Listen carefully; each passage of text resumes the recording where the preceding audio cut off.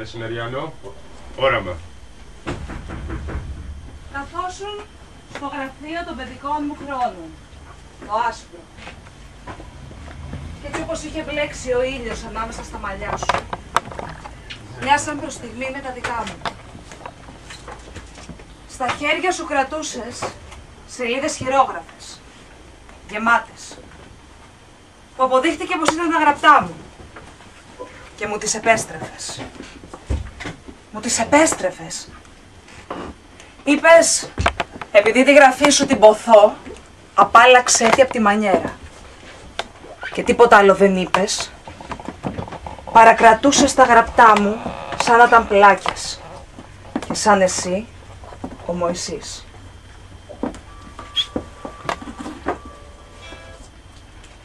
Η αλήθεια. Η ηρωνία. Η αλήθεια. Είναι μια ηλίθεια. Η αλήθεια. Από Α. Είναι μια ηλίθεια από Α. Είναι εσύ από. Είναι εσύ από Σπουργίτη. Είναι εσύ από Σπουργίτη. Λίγος αγέροχος. Λίγος αγέροχος. Λίγος αγέροχος και θα έχεις όλη μου την τρυφερότητα. Όλη μου την τρυφερότητα.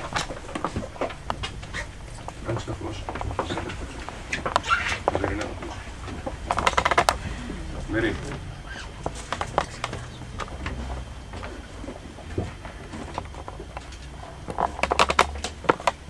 Μη ένωση.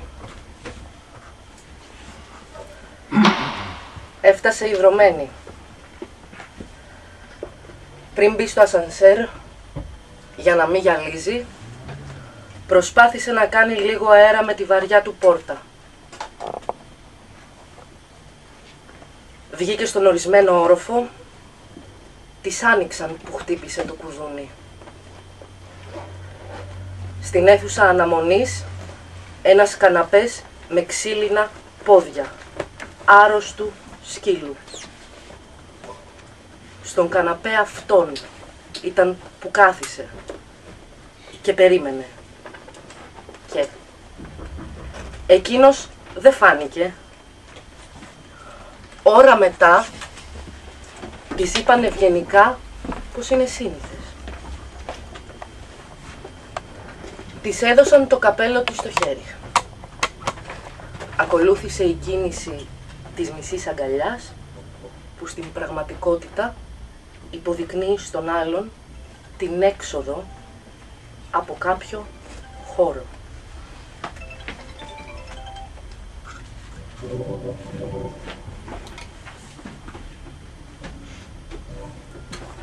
Καλησπέρα σε όλους. Είναι τιμή μου που βρίσκομαι απόψε εδώ να προλογίσω το πρώτο βιβλίο της Κατερίνας Χανδρινού για να φύγει το άγχος και να νιώσουμε όλοι λίγο πιο άνετα. Στην πορεία θα νιώσουμε πολύ. Θα ξεκινήσω με ένα αγαπημένο παιχνίδι που υποθέτω ότι είναι και αγαπημένο παιχνίδι της Κατερίνας. Ποιο είναι αυτό? Οι λέξεις. Ας υποθέσουμε ότι έχουμε κάποια κλειδιά και κάποιες κλειδαριές που πρέπει να ανοίξουν. Τα κλειδιά. Αφιδός. Νοσταλγία. Εμπειρία. Ορισμός. Κρεβάτι. Νομικός. Τίβενος. Αθήνα. Μεσαίωνας. Δυσμηνόρια. Καπέλο. Ναός. Τρυφερότητά μου. Καλλιρόης. Αυτοκτονώ. Τα σκατά της πόλης που μεγάλωσα. Νόμος. Μπαλκόνι. Εργολάβος. Ρίζα προϊστορική. Πατρικό. Καλυθέα. Συμπαθές αγρίμι. Ευτυχιό. Μπαμπάς. Μπαμπάς μου. Παιδί. Σκυτάλι. Αγόρι. Ψυχανάλυση. Μη ένωση. Μισή αγκαλιά. Μης είναι η καρδιά η πιο σκληρή. Νιπενθές. Ελεάζαρ. Χαμένος εαυτός. Νύχτες με τον Έζρα Πάουντ. Όραμα. Σύσυφος, Heathcliff, Ηλέκτρα, Λάζαρος, Μωυσής, Έξοδος, οι κλειδαριές, πίστη, ψυχή, άστη, γυναίκα, σώμα, πένθος, Θεός. Οι παραπάνω λέξεις δεν είναι ατάκτως ερημμένες. Αυτό δεν είναι σίγουρα. Οι παραπάνω λέξεις αποτελούν τα θραύσματα της γλωσσικής αγωνίας που η ποίηση της Κατερίνας Χανδρινού αφήνει ελεύθερα να επικοινωνηθούν προς όλες τις κατευθύνσεις και προς όλους τους αποδέκτες. Σύμβολα δικά της, μα και δικά μας αιώνια, που επανέρχονται ως την οριστική έξοδό της, ως την τελεία της, την τελευταία. Λίγο πιο δυνατά, δεν ακούω. Σε αυτό το βιβλίο, το πρώτο της βιβλίο, που τόσο εύστοχα βαφτίστηκε συμπαθές αγρίμη, γίνεται η ίδια η γλώσσα αγρίμη συμπαθές και τίνει χείρα συμφιλίωσης. Εξημέρωσης σχεδόν με όλα όσα κατακτήθηκαν από τη συγγραφέα, μα κυρίως με όσα κατέκτησαν την ίδια τη συγγραφέα ή τουλάχιστον δοκίμασαν να το πράξουν. Αυτό εξάλλου δεν είναι η λογοτεχνία. Μια χειρονομία, άλλοτε πρώτη, άλλοτε αμήχανη, άλλοτε έσχατη, μα πάντοτε απελευθερωτική. Μια χειρονομία ανθρωπολεκτικής συνύπαρξης. Μια πορεία προς την εξημέρωση των πιο μύχιων και προαιώνιων ερωτημάτων που μας βασανίζουν. Ερωτημάτων από τον εαυτό στον εαυτό και από εκεί στον κόσμο. Αναζητώ χαμένον εαυτό δεν. Μα και δεν θέλω να ξεχάσω το από πού προήλθα. Γράφει η Κατερίνα σε ένα από τα ποίηματά της. Ο Σέρεν Κίρκεγκορ από την άλλη, στο βιβλίο του «Φόβος και τρόμος», λέει «Η πίστη είναι το ύψιστο πάθος κάθε ανθρώπου. Ίσως πολλοί άνθρωποι από την κάθε γενιά να φτάνουν ως αυτήν, κανείς όμως δεν προχωρεί πέρα από αυτήν. Αν πάλι βρίσκονται πολλοί άνθρωποι στον καιρό μας που δεν την ανακαλύπτουν, δεν θέλω να τους κρίνω. Μόνο στον εαυτό μου μπορώ να αναφερθώ και δεν μπορώ να κρύψω ότι ακόμα μου μένουν πολλά να κάνω. Ωστόσο, μήτε γυρεύω να εξαπατήσω τον εαυτό μου, μήτε να προδώσω το μεγαλείο της, περιορίζοντας το θέμα σε μια υπόθεση χωρίς σημασία, σε μια παιδική ασθένεια, από την οποία ελπίζει κανείς να γιατρευτεί όσο το δυνατόν γρηγορότερα. Σταματώ εδώ και επιστρέφω. Και ξαναλέω. Αναζητώ χαμένο εαυτό δεν. Μα και δεν θέλω να ξεχάσω στο από πού προήλθα. Και είναι αυτή η στίχη της Χανδρινού που της λένε, που μας λένε πρέπει να προχωρήσουμε πιο πέρα. Πρέπει να προχωρήσουμε πιο πέρα. Είναι ζήτημα ζωής και θανάτου. Να μαθαίνεις να προχωράς πιο πέρα πιστεύοντας βαθιά σε κάτι. Και είναι η ποικιλομορφία και η ιδιαιτερότητα των ανθρώπων που αλλάζει το πεδίο έκφρασης της πίστης, όχι όμως την αφορμή της. Είναι η ίδια αυτή ανάγκη που κάνει τη Χανδρινού να γράφει ακαταπαύστος και κυκλωτικά. Και είναι η ίδια αγωνία, αυτή η βαθιά της αγωνία που εκπορεύεται από την απελευθερωτική δύναμη της ίδιας της γλώσσας, το μεγάλο και ύψιστό της πάθος. Μας κάνει κοινωνούς του βαθμιαία, κλιμακωτά. Μας αποκαλύπτει τον εαυτό της γυμνότερο σελίδα τη σελίδα, ως την έξοδο. Και ζητά την κρίση μας. Ζητά να κριθεί για το πάθος της αυτό. Είναι η ίδια εκείνη η αγωνία που έχει η γυναίκα που κυοφορεί και δεν ξέρει τι παιδί θα γεννήσει. Με αυτή την αγωνία χρησιμοποιεί τα μέσα της γλώσσας, τη μορφή της, τα ποίηματα, τα πεζά και αισθάνεται το σκύρτημα του παιδιού κάτω από τη γλώσσα της.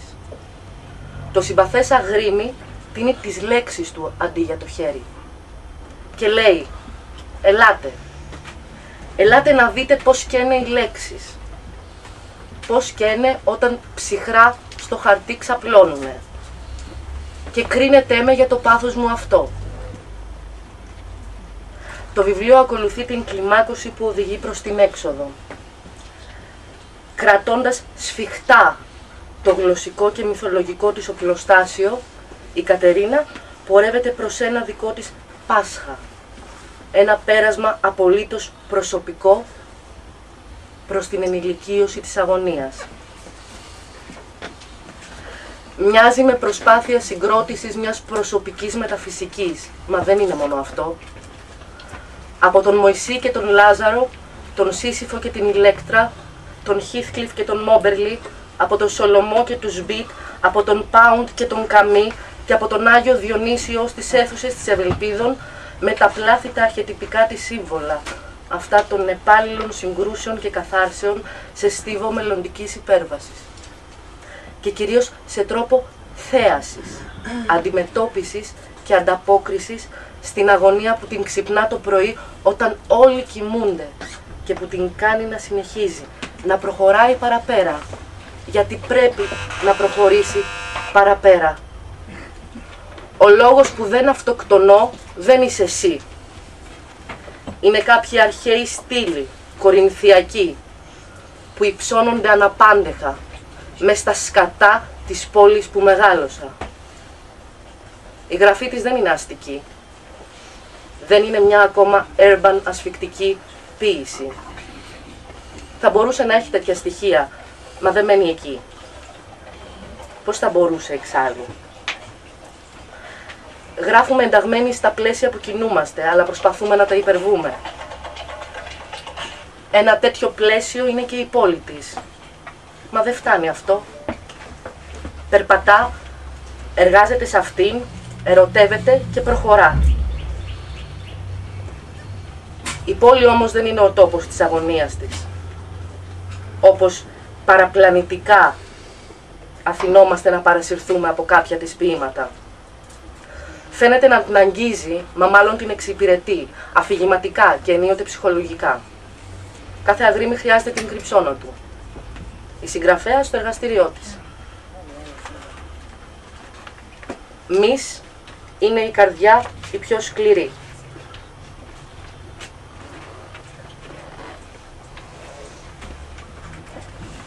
Δεν με ενδιαφέρουν οι έρωτες μου, σου, του, μας, σας, τον. Αυτή η οπλία λόγου που μου λιώνει το πρόσωπο και φεύγει και χάνεται, χωρίς τελικά να είναι καν καβαλάρης του έρωτας, δεν με ενδιαφέρει. Ο έρωτας στην ακραία του μόρφη φορά την πέρτα της κοκκινοσκουφίτσας, αν και μυρίζει σαν τα χαμνά του κακού λύκου. Το θέμα βέβαια δεν είναι να μην περπατάς στο δάσος, αλλά να μην κρατάς καλάθι. Ο έρωτας, όπως κάθε φαινόμενο, έχει ακραίες μορφές και προς τις δύο κατευθύνσεις. Μία προς τα δεξιά και μία προς τα αριστερά. Ας υποθέσουμε ότι ο έρωτας είναι μια ευθεία γραμμή. Ως τέτοια αρχίζει και τελειώνει στο άπειρο. Δεν αρχίζει δηλαδή και δεν τελειώνει πουθενά. Έστω όμως, για τις ανάγκες της κουβέντες, έστω ότι επιλέγουμε τυχαία ένα άνισμα πάνω στην ευθεία γραμμή. Το άνισμα ΑΒ. Η μία ροπή προς το σημείο Β, έστω ότι συμβολίζει τον έρωτα στην θετική ακραία του μορφή. Διαλέγω να μιλήσω για τον έρωτα που η φορά του τίνει προς το σημείο Α του ανίσματος. Και λέω: αν έχω την ανάγκη να πιστέψω για μια φορά στο ένστικτό μου, γιατί να το ονομάσω αυτό έρωτα? Υπάρχουν τόσες άλλες λέξεις, με λάμδα ή σίγμα μέσα, πιο ερωτικές. Λούσο, σάλιο, κολυσιεργία, Παίρνω έναν καθρέφτη και κοιτάζομαι. Έπειτα λέω με τον εαυτό μου πως είμαι ερωτευμένος. Τέλος, ξαπλώνω και αυτοικανοποιούμε. Ποιος έρωτας, ποια ακραία, ποια μορφή, ποια Λίβια και ποιος Φραντς, ποιος Χίθκλιφ και ποιος Δεμπερζεράκ, ποια προδοσία. Αφού στην πραγματικότητα με τον εαυτό μου ήθελα να συνευρεθώ. Εξ αρχής και μέχρι τέλους. Αυτόν ήθελα να καταδώσω. Είναι βέβαια και αυτός μια κατάσταση. Για τον έρωτα μιλώ που μου ζητήσατε. Όπως η καταιγίδα, όπως ο ύπνος, όπως μια συνηθισμένη μουσική ή σαν να γυρίζεις σπίτι σου. Ίσως ένας λόγος να κάνεις πιο συχνά μπάνιο. Πόσα περισσότερα να πούμε γι' αυτό. Μου ζητήσατε να μιλήσω για τον έρωτα. Σας απαντώ. Ίσως είναι ένας λόγος να κάνεις πιο συχνά μπάνιο. Το ίδιο ακριβώς είναι και ο υδρότας ή η πιτηρίδα. Δεν νομίζω όμως να έχουν γραφτεί έπι για κάτι από τα δύο. Ούτε καν ένα σονέτο. Αν έχουν, διορθώστε με. Κι αν ωστόσο σκοπεύετε να χύσετε δάκρυα για τον έρωτα, πάρτε δοχείο άπατο, γιατί θα είναι πολλά. Κρύφτηκα κι εγώ πολλές φορές για να κάνω έρωτα. Κι ήταν τόση η ειδονή που με μιας κατάλαβα ότι δεν είχε να κάνει με τον έρωτα, αλλά με την κρυψώνα. Με το κρυπτόν, το στρουθοκαμιλικόν. Αυτή ήταν η πηγή της ειδονής, ο λάκκος του κεφαλιού μου. Και θα το ξανακάνω, θα ξανακρυφτώ. Θα χώσω το μακρύ λαιμό μου κάτω από το σεντόνι. Όχι όμως από έρωτα. Αλλά για να ξαναθυμηθώ πώς ήταν τότε, στα παιδικά πάρτι, που μας έψαχναν οι γονείς για να φύγουμε και εμείς κρυβόμασταν μέσα στις ντουλάπες κρατώντας την ανάσα μας. Προς τιμήν του ξανάματος αυτού θα το ξανακάνω. Τέλος πάντων, αν ήμουν λίγο πιο ειλικρινής, όχι πιο τολμηρή, θα βγάζα επιτόπου το εσώρουχό μου, θα καθόμουν πάνω σε ένα αντιγραφικό μηχάνημα και θα έδινα τη φωτοτυπία στο διασημότερο αγιογράφο με το αίτημα που φαντάζεστε. Είμαι εγώ αυτός και εγώ είμαι αυτή. Και αυτό δίπλα μου δεν είναι πτώμα εραστή, μα το μεγάλο χαλί του σαλονιού, συσκευασμένο γιατί καλοκαίριασε. Και εκείνα κάτω είναι ρημίσματα ερώτων. Φέρτε μου σκούπα και φαράση, αντί να με κοιτάτε. Από το δεύτερο μισό του βιβλίου λοιπόν και ως την έξοδό της, και συγκεκριμένα από τη Μη Ένωση και πέρα, η Κατερίνα μεταπλάθει την αγωνία της, αυτή την αγωνία που από τα πρώτα κείμενα του βιβλίου σιωπηλά φαίνεται να αφουγκραζόμαστε, σε καταληκτικά χτυπήματα της αιμνοτυφίας μας. Συγκεντρώνω τίτλους ποιημάτων. Μης είναι η καρδιά η πιο σκληρή. Ελεάζαρ, Λιπενθές, χαμένος εαυτός, μεσημεριανό όραμα, μέσον. Ανατρέξτε σε αυτά. Για να μην νιώσει κάποτε του άλλου άκρου την ανάγκη, για να μην γίνει μια μέρα εξαιτίας τους αψής ο συντηρητικός, γράφει στο λόγο της. Η Χανδρινού, μακριά από μανιχαϊστικά δίπολα, μιλά για όλα αυτά επιδιώκοντας την προφύλαξη του κέντρου,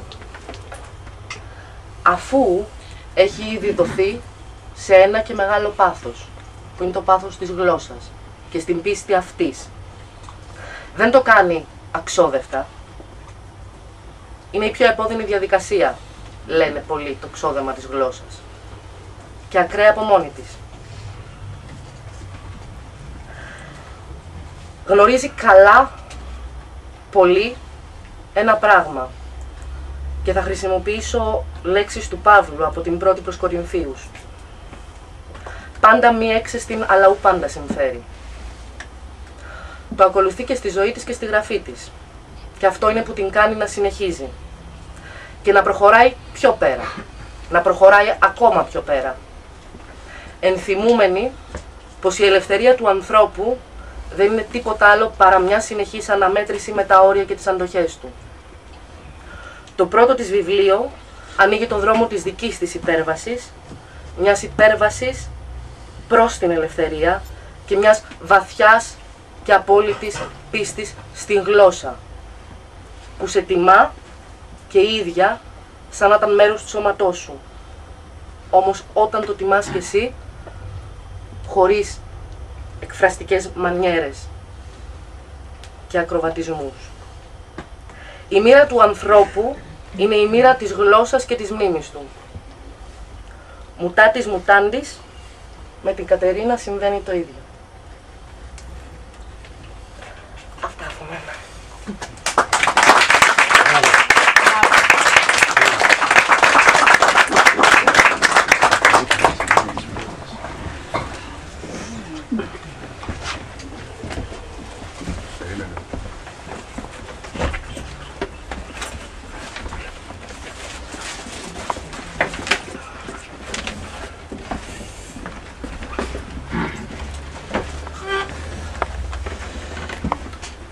Ζωή με αόματο. Παντρεύτηκα εν τέλει έναν τυφλό, για να είναι καλός και να μπορώ. Κάθε μεσημέρι, για να μου φτιάξει το κέφι, έβαζε μουσικές στη διαπασόν και χόρευε στο κέντρο του σαλονιού, περίπου. Όταν μετά από ώρα επέστρεφα στο χώρο, εκείνος με τα χέρια ψηλά ακόμη χόρευε. Και τη χαρακτηριστική στο πρόσωπο έκφραση ενός όποιου αόματου, σίγουρος είναι ότι τον κάνουν χάζι.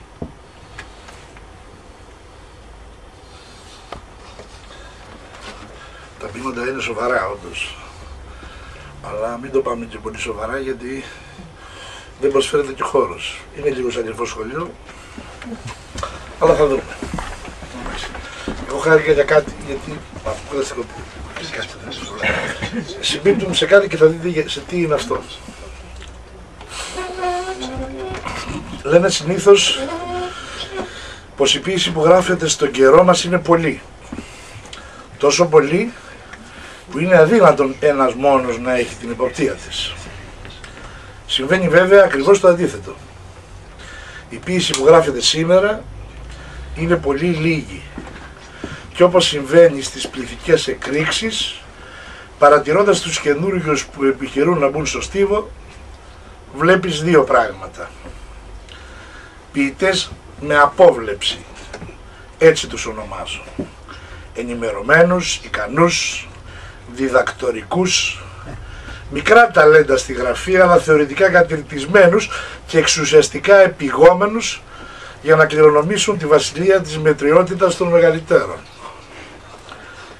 Και ποιητές ακαριαίους, έτσι λέω τους άλλους, με ελάχιστη φροντίδα για τη διάδοση της γραφής τους, με προβληματικές συνήθως ζωές, εξαρτημένες από βιογραφίες καταραμένων, αλλά με την ικανότητα να σου παίρνουν το σκάλπ κάθε φορά που θα γράψουν κάτι σε αραιά διαστήματα που ξεπέφτουν από τη ρομαντική τους ουτοπία στη φτύνια της γραπτής ποίησης. Η Χανδρινού άρχισε να με ενδιαφέρει με δική μου πρωτοβουλία. Σε μια εποχή πληθυντικού ευγενίας και όχι σαν τη σημερινή μας οικειότητα, γιατί κατά περίεργο τρόπο ανήκει και στις δύο σχολές. Είναι εμφανέστατα ντόκτους, σε βαθμό μάλιστα πολύ υψηλότερο στις απαιτήσεις από το μέσο όρο, αλλά λακτίζει ακαριαία κατά διαστήματα με ποίηματα εκπάγλου ευνηδιασμού. Υπάρχει μια στιγμή στον καθένα που γράφει κρίσιμη. Είναι η στιγμή της απόφασης του πρώτου βιβλίου. Έχει αντιστάσεις πρώτου ξεγυμνώματος, αλλά μετά σε αφήνει ήρεμο για το σπουδαιότερο που είναι πάντα το επόμενο βιβλίο. Το συμπαθές Αγρίμι βγήκε με ευριουλκό αλαζόν, αρτιμελές και έκλαψε αμέσως.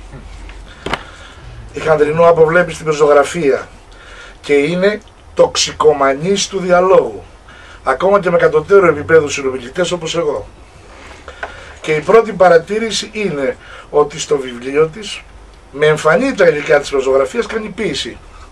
Δηλαδή ξέρει πως το εγώ του ποίηματος δεν είναι η ίδια, αλλά το εγώ που θα τοποθετήσει ο αναγνώστης της κάμερά του. Και το βασανάκι της, που άλλοι το πορνογραφούν στις λαϊκές αγορές με τα κιλοτάκια, από μια διακριτικότητα παιδείας και από πρόταγμα απόσβεση σε αυτού, το διοχετεύει στις αφηγηματικές τεχνικές έκκλησης του συναισθήματος. Το πάθος θέλει στιγμή τεχνική για να γίνει ορατό στον αναγνώστη. Το κύριο χαρακτηριστικό σε όλα τα κείμενα είναι το έβριμα της κατακλείδας για να απελευθερωθεί στον αναγνώστη το άρωμα της στιγμής μετά την ανάγνωση. Ο Μπόρχες έλεγε ότι κάθε ποίημα είναι για να καταλήξει σε ελεγεία. Το συμπαθές αγρίμι είναι εμπροθέτως ελεγειακό, αλλά περισσώζοντας την αναγκαία απόσταση ευγενίας που είναι η αισθητική εξύψωση μιας άψητης, άσημης και επώδυνης πραγματικότητας. Τα κείμενα της Κανδρινού προσκαλούν και προκαλούν αυτό που έχει σαν αντικείμενο η θεωρία της λογοτεχνίας. Δεν είναι ξεχυλίσματα, είναι επώδυνες και λεπτομερείς επεξεργασίες, όσο και αν το αρχικό τους γράψιμο μπορεί να υπήρξε μονοκοντιλιά. Σε μια εποχή που όλοι, ή σχεδόν όλοι, χύνουν τον τοματοπελτέ του αίματός τους, η Χανδρινού επιστρέφει σε αναζήτηση ενός αρμόδιου κριτικού λόγου που θα συνομιλήσει με όσα καταγράφει. Θέλει σε κάθε αναγνώστη τον υποψιασμένο εκείνο που γνωρίζει ότι το ποίημα είναι μια μικρή μηχανή παραγωγής ερμηνεών. Αυτές έχει σκοπό να προκαλέσει, ώστε στα άδεια και λύφη των λέξεων, των ερημένων σε κάποιο βαθμό πολυσημείας, ο αναγνώστης να προσθέσει ζεστά περιεχόμενα του βίου της. Το βιβλίο της Χανδρινού δεν είναι για εφάπαξ ανάγνωση, είναι για συγχρονισμό μέσα από επαναλήψεις αναγνώσεων. Δεν συγκατανεύει στην αισθητική του διαβάζεται μονορούφι των ευπόλυτων, γιατί ως γνωστόν το μονορούφι και το ξενοσφύρι φέρνουν κακά μεθύσια. Υπάρχει ένα κείμενο του Μίτσου Παπα-Νικολάου, όταν ο Ελίτης δημοσίευσε τα πρώτα του ποίηματα, που αποτελεί δείγμα μιας διορατικότητας που αγγίζει τα όρια της προφητείας. Η εποχή που το έγραψε ήταν το ίδιο διαβατική όπως και η δική μας και αποτελεί ένα πρότυπο του στοιχήματος με τον χρόνο που βάζει όποιος εκφέρει γνώμη για το παρόν ενός βιβλίου και ενός συγγραφέα. Έτσι θα ήθελα να δει το Σαλήνιο εδώ. Πιστεύω ότι αυτό θα την ελευθερώσει, είτε τραβήξει προς την πεζογραφία, είτε συμπληρώσει το σημερινό βιβλίο με άλλα καριέα που θα της προκύψουν. Η ουσία είναι πως διαθέτει αυτοσυνείδηση στα όρια της λογοκρισίας και αισθητική αυστηρότητα του να ανεβάζει με καιρό και με κόπο το άμεσο στο νόημα της τέχνης. Με το βιβλίο της χαρίστηκε η ευθύνη να μην βρίσκεται στο λιμπό του υποκατασκευή συγγραφέα. Ο Χούλιο Κορτάσαρ, που θα πεθάνει το 1985 σε 4 ακριβώς μέρες από σήμερα, όταν τον ρώτησα, μου είπε πως είναι νόμιμο και καλό και επιτρεπτό κάποιος που αποβλέπει στην πεζογραφία να ξεκινάει με ποίηματα. Έτσι ξεκίνησε και εκείνος. Και εγώ γι' αυτό πριν από όλα εύχομαι ζωή. Αν υπάρχει ζωή, όλες οι εκδοχές είναι ανοιχτές. Κυρίως για να σηκώσεις το βαρύ κουβερτάκι της θεωρίας και στον ωφέλιμο χρόνο που σου αφήνει να ρίξεις μια γραφή σε αυτό το πανδαιμόνιο που ουρλιάζει προκαλώντας την ελευθερία της λύθης του. Σας ευχαριστώ.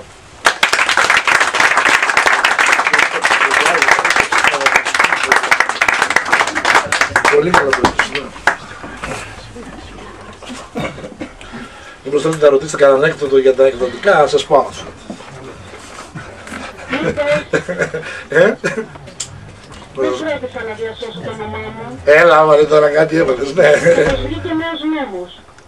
Τι είπες? Που απαγορεύει τα μπαλκόνια. Ξεκινήσαμε να βρούμε μαζί τους εργολάβους που φάκωζαν τις πολυκατοικίες. Σου είπα, δεν ήξερα πώς να πάμε. Η κατεύθυνση ήταν η σωστή, μα η ορίδα στένεψε απότομα και κάτι προϊστορικές ρίζες, κάτι ρίζες προϊστορικές, μας έφραξαν τον δρόμο. Αναγκάστηκα να κινηθώ πολύ μετά από αυτό για να συνέλθω. Όταν ξύπνησα, η λάμπα τρεμόσβηνε και σου τηλεφώνησα. Αλλά εσύ είχες ήδη βρει μόνο σου τον δρόμο για τους εργολάβους και με έβαλες σε σε ανοιχτή ακρόαση.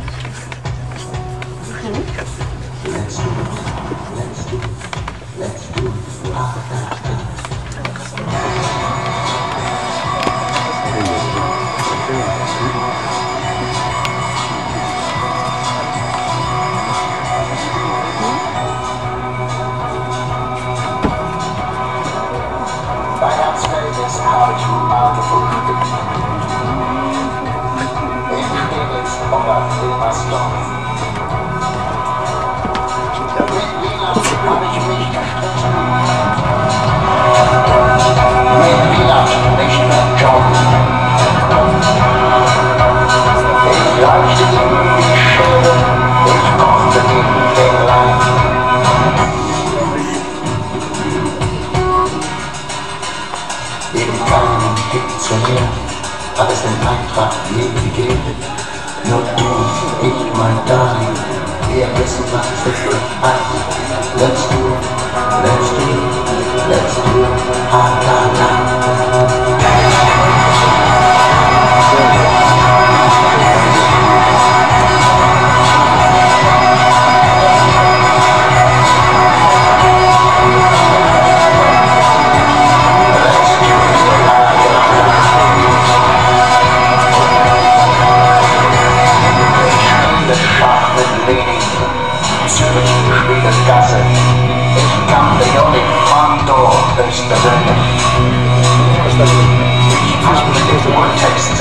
Einmal gebadet.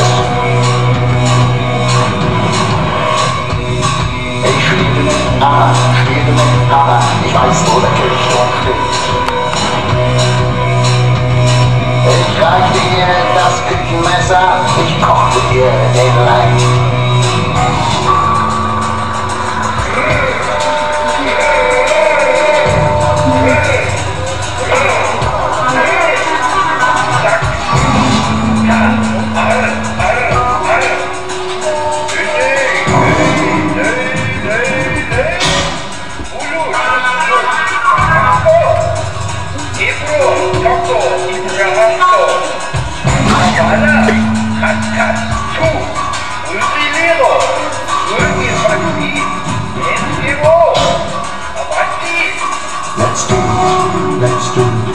Let's do it, ah, da, da.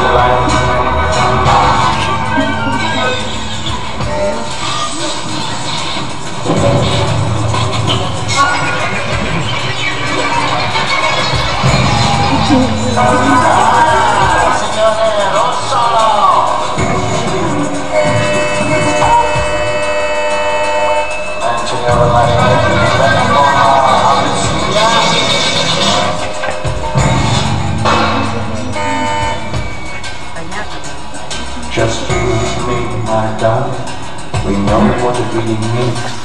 Let's do it, let's do it, let's do it, ah, da, da. Da, da, da, da, da, da, da, da.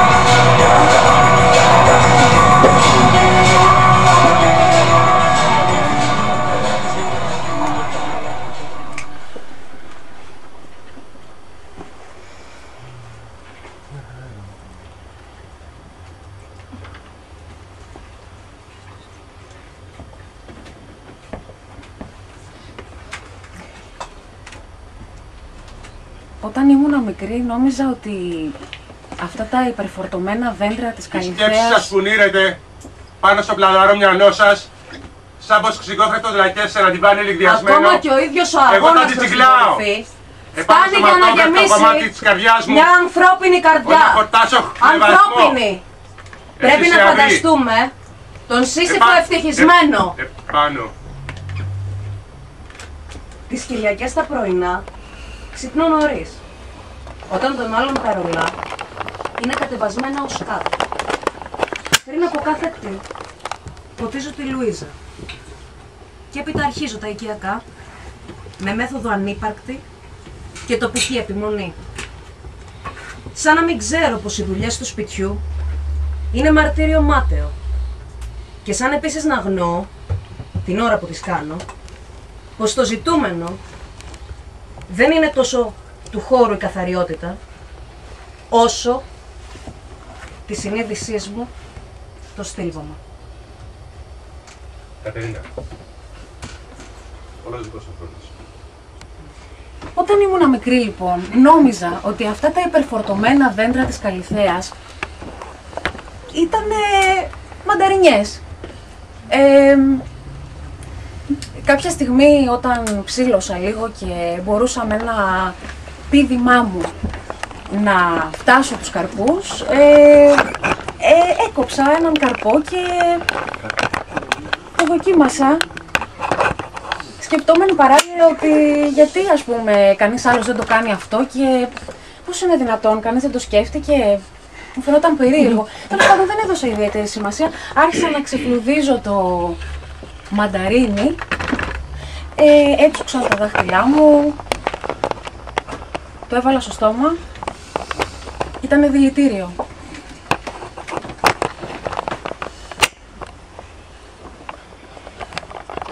Ο λόγος που αρχικά διάλεξα να μαζευτούμε λοιπόν απόψε εδώ είναι γιατί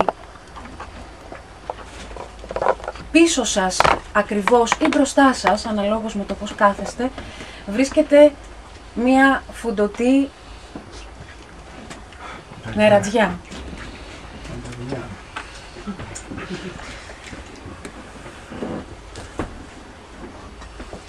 Το αγρίμι δεν θα μπορούσε να ξεπηδήσει από αλλού, δεν θα μπορούσε να παρουσιαστεί σε κάποιον άλλο χώρο. Αυτός είναι ο φυσικός του χώρος.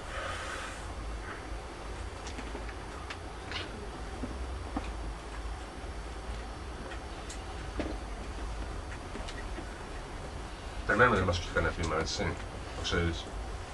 Ζωντανά πια. Δεν τελείωσα.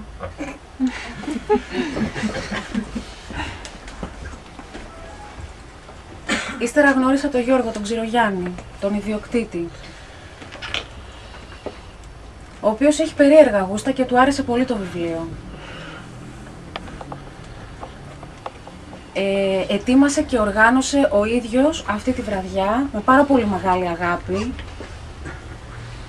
Πρέπει να σας πω ότι οτιδήποτε συμβαίνει απόψε ευνηδιάζει και εμένα την ίδια. Δεν ήξερα τίποτα από όσα έχουν συμβεί μέχρι τώρα, όπως δεν γνωρίζω και τι θα επακολουθήσει από τώρα και μετά.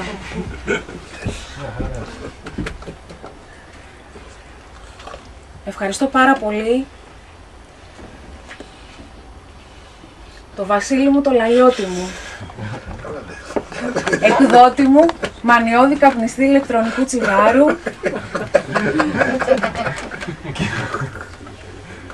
που αγκάλιασε το βιβλίο με στοργή αλλά χωρίς καμία επίοικια. Όπως έλεγε ο Βιγιόν, από όσους με επενάνε, προσβαλμένος. Έτσι και εγώ προσβάλλομαι όταν με επενούν, δεν πιστεύω στα λόγια όσων με επενούν. Ο Βασίλης λοιπόν δεν με επένεσε ποτέ, με έστρεξε με αυστηρότητα.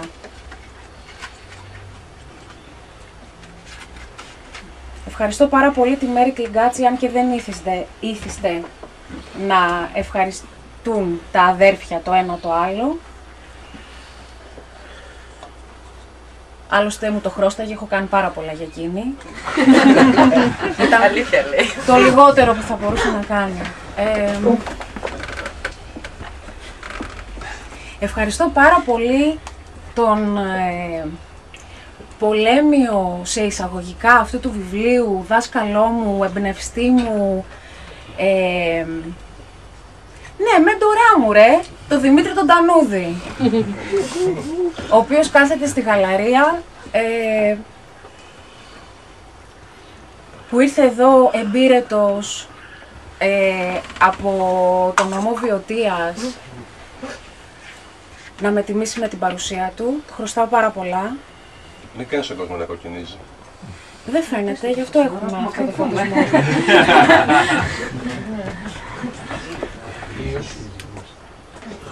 Και όλους εσάς που έχετε υποστεί αυτό το στρίμωγμα, αυτή τη ζέστη και τους Einstürzen den Neubauten που μόλις παίξανε επί 5 λεπτά και 40 δευτερόλεπτα το Let's do it, let's do it, let's do it, ντάντα. Λιγότερο παίξανε για το Σάμα της Αβία.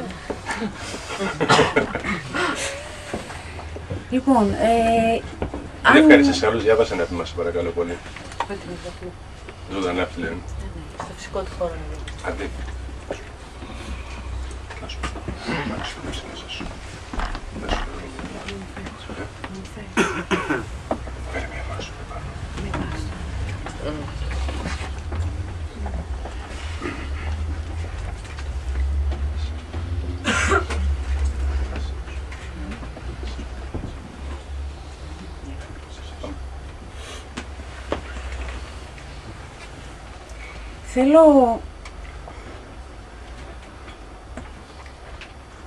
Θέλω να γράψω μια ιστορία.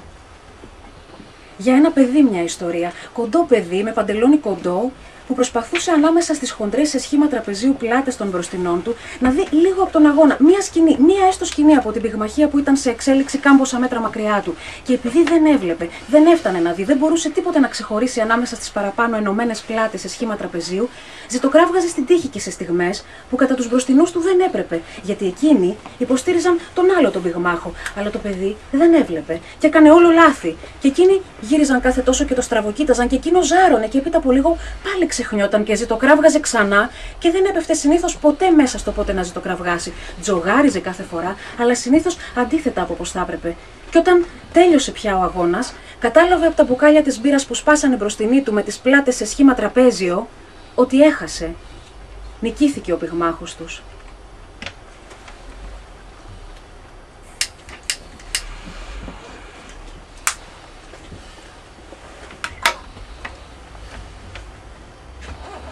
Έπεσε κάτω και δεν ξανασηκώθηκε ο πυγμάχος, όσο κρατούσε η αντίστροφη μέτρηση του διαιτητή. Κι οι μπροστινοί, με τις ανικονόμητες, σαν πόρτες πλάτες, γύρισαν έφνης όλοι κι ήταν ίδιο το μπρος τους με το πίσω κι ήταν σαν πόρτες, ίδιοι μπρος-πίσω λέω ξανά και τράπηκαν σε φυγή, δεν θα πω άτακτη αφού εννοείται, τσαλαπατώντας το παιδί και αφήνοντάς το ζουλιγμένο και από τις πατούσες τους ισοπεδωμένο, χωρίς ωστόσο εκείνο τίποτε να πάθει γιατί ήταν τόσο μικρό. Τόσο κοντό και τόσο νέο που το σώμα του επέδειξε την κρίσιμη στιγμή μια τέτοια πλαστικότητα,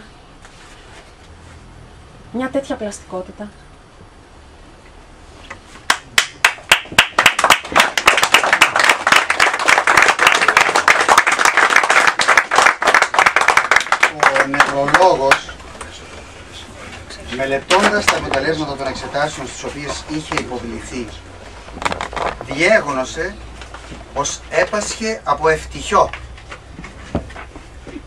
Αν δεν είχε τόσο στρες θα είχε βάλει τα γέλια, αλλά είχε. Και ο συνειρμός με το χτυκιό αναπόφευκτος. Η λέξη, της εξήγησε ο γιατρός, αποτελεί εφημισμό. Όπως λέμε ευλογιά. Κάπως έτσι, της απάντησε εκείνος. Δυστυχιό, με άλλα λόγια, μετέφρασε εκείνη. Είναι μια αίσθηση, μια πάθηση που άλλους οδήγησε στην τρέλα, άλλους όμως στη δημιουργία, ακόμη και στην υπέρβαση.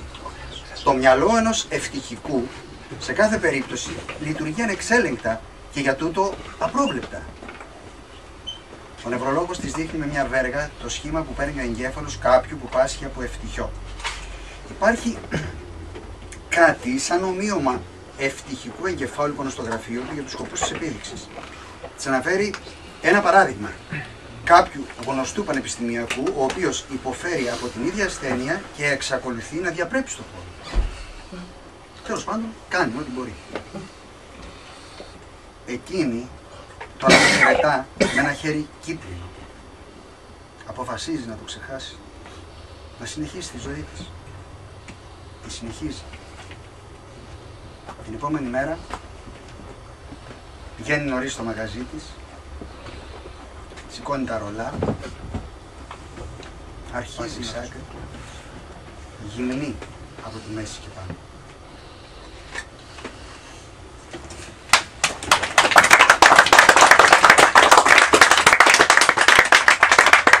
Κατερίνα, αν θέλεις, κάτι δικό σου. Αφού είμαι τραβάτε με κι ας κλαίω, ξέρεις. Μια φωλιά σπλάχνων, Δημήτρη, πάνω στο ξεραμένο δέντρο του φίλου σου. Ένα όρθιο μες στην αιωνιότητα μαύρο κυπαρίσι, ξαγρυπνώντας τους νεκρούς που τρέφουνε τις ρίζες του.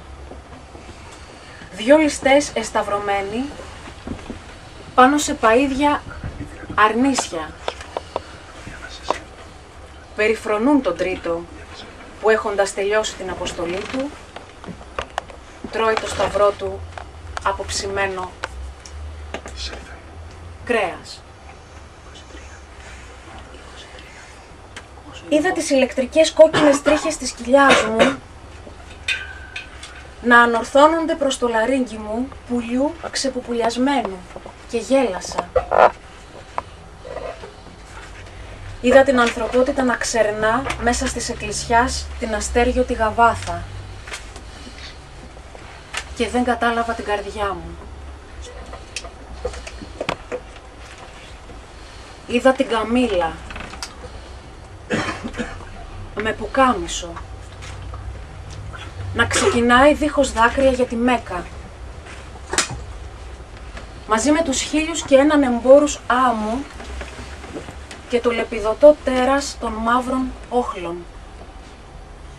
Μα δεν μπόρεσα να τους ακολουθήσω. Γιατί η τεμπελιά, ενάντια στο ζήλο, κέρδισε την κούρσα. Και ξανάρχισε η ρουτίνα, τον ξεχαρβαλωμένο της χορό, πάνω στο ποδιού το δάχτυλο. Ζωής Μανσούρ. Τότε θα μας διαβάσει άλλο ένα. Λίγο καλύτερο από αυτό που διαβάσεις μόλις. Και θα το διαβάσει απ' έξω. Θα το απαγγείλεις δηλαδή. Μπορώ να πω κάτι? Όχι. Μετά.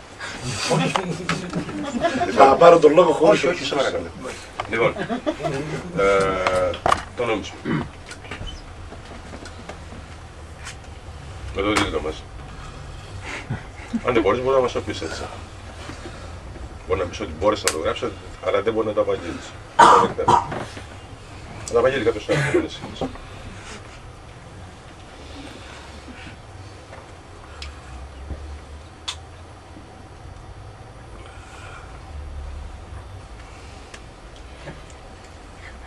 Νόμισμα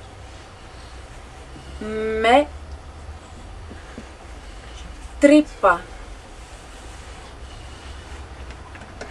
Νόμιζα πως τίκτοντας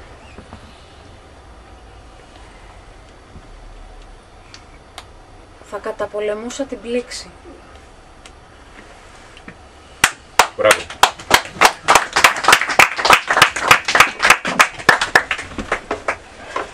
Εδώ τελείωσε η σεμνή τελετή, εκτός αν θέλει να κάνεις μια παρέμβαση. Όχι, δεν τελείωσε. Τελείωσε η οργανωμένη σεμνή τελετή, έτσι. Από εδώ και πέρα μπορούμε να το σχεδιάσουμε, αν και τα προηγούμενα όλα εν μέρει ήταν αυτοσχεδιασμός, εν μέρει δεν είναι προσχεδιασμένα. Μπράβο, Κατερίνα. Και νομίζω ότι είναι πιο καλό έχεις γράψει αυτό το τελευταίο που είπες. Και αυτό έβαλα να το διαβάσεις. Λοιπόν, ο λόγος εσάς. Ναι, επειδή όλοι ξέρετε κάπου αληθεύουμε. Και η αλήθεια είναι σκληρή, δηλαδή η ΔΕΗ πρέπει να πληρωθεί και πρέπει να πάει στην ώρα. Έτσι, δεν γλιτώνει κανείς από αυτό. Πώς το λένε, οι δουλειές στην πολεοδομία πρέπει να γίνουν κτλ. Ο καθένας λοιπόν κάπου αληθεύει σκληρά. Η Κατερίνα αληθεύει κάπου και είχα την τύχη και την τιμή για λόγους άσχετους και συμπτωματικούς να περιδιαβάσω ένα πρωί το χώρο, μάλλον 2 πρωινά, τα φάγαμε ολόκληρα, περιδιαβάζοντας το χώρο που αληθεύει, εκεί που σκληρά αληθεύει. Και εκεί που σκληρά αληθεύει βέβαια είναι τα διάφορα κτίρια της Οδού Ελπίδων. Της Οδού Ελπίδων. Εκεί που είναι τα δικαστήρια, ξέρετε, που είναι οι δικηγόροι κτλ. Λοιπόν, σκέφτομαι ότι θα πρέπει να διοργανώσω μάλλον περιηγήσεις στα δικαστήρια της Ελπίδων και να στυνόμαστε εκεί στις ουρές χωρίς να υπάρχει βλωμοστήριο κτλ. Αλλά τι να κάνουμε όμως? Να λέμε. Να είσαι καλά, Κατερίνα. Σε ευχαριστώ για όλα τα...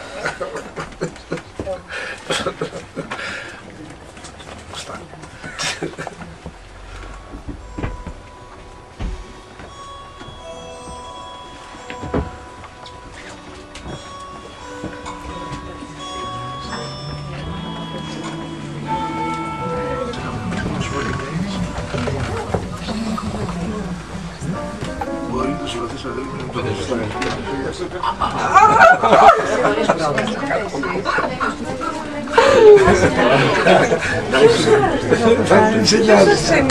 σε νοιάζει.